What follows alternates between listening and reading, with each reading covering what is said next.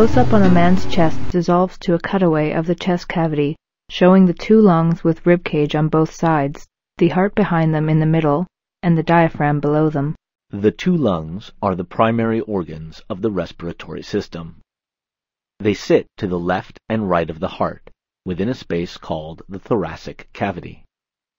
The cavity is protected by the ribcage. A sheet of muscle, called the diaphragm, serves as its floor and separates it from the abdominal cavity below. The heart is no longer visible.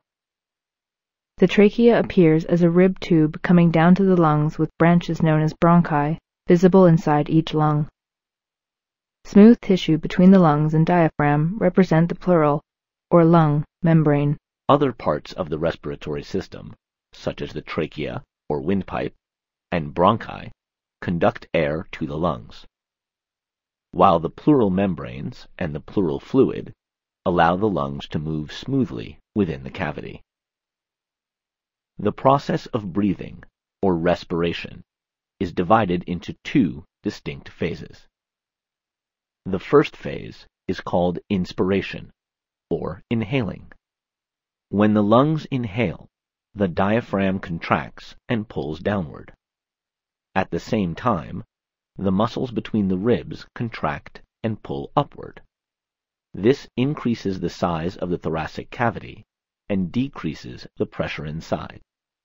As a result, air rushes in and fills the lungs. The lungs expand, pushing against the rib cage. The second phase is called expiration, or exhaling. When the lungs exhale, the diaphragm relaxes, and the volume of the thoracic cavity decreases, while the pressure within it increases. As a result, the lungs contract and air is forced out. The lungs deflate and return to their original state.